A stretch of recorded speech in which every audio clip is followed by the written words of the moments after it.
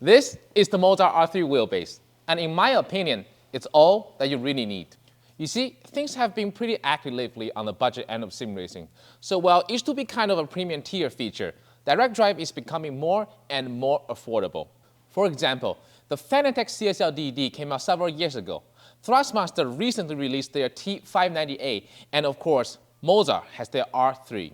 Now, since we're talking about budget wheelbases, we're going to have to compromise somewhere, and that is typically going to be the maximum torque output. So today, we're going to go over the MOZA R3's features and build quality, and find out whether or not its 3.9 Nm of torque are enough to deserve a place on your rig.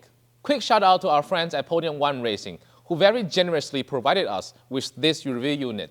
They have got pretty much everything you need hardware-wise for sim racing. And if you don't like DIY or don't have the time, they also offer full-service turnkey system custom build for your needs. Check them out at Podium1Racing.com or click the link in the description box down below. Thanks, Steve. So this is the MOZA R3 bundle, which is currently selling for $359 US.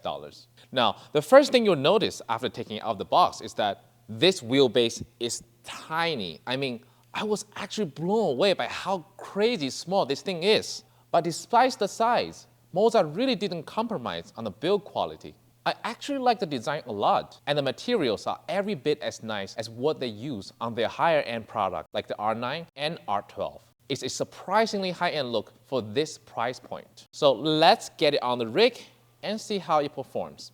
Okay, after testing the R3 for quite a while, the first thing I have to say is that it's been a surprising experience so far.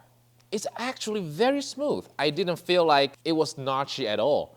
And when I use it, I immediately know I'm using a direct drive wheelbase. So if you're used to running older gear and belt-driven units like the Logitech G95, G923, or some of the older Thrustmaster models, you're definitely going to notice a big upgrade. Now, when it comes to the 3.9 Nm of torque, it is a little bit on the weaker side. But even though the strength of the force feedback itself isn't that much, there is a very decent amount of details that you can feel. When I'm pushing the limits and driving on the edge, I can feel the wheels slipping. And when I go over the curbs, I feel the texture very clearly. So all in all, the force feedback is very detailed and feels very natural. If you have been on the fence about upgrading to the direct drive system, the MOZA R3's force feedback can deliver you all the information you need to drive fast. Again, I was very surprised by the force feedback. It is very detailed and it feels very natural. It's not going to give you peak realism, but all the necessary details are there.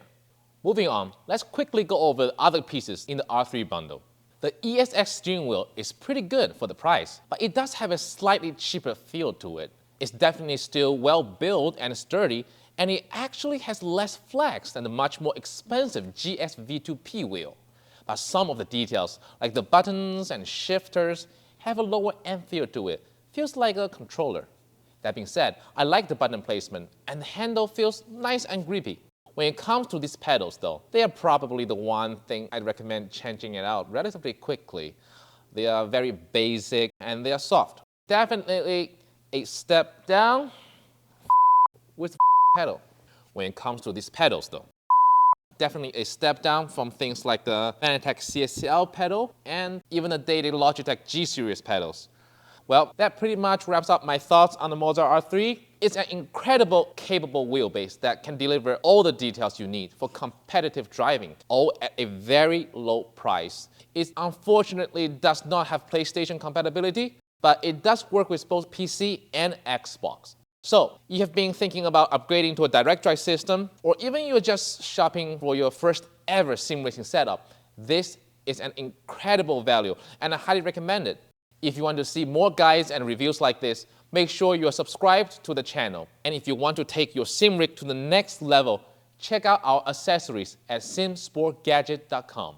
Catch you in the next one.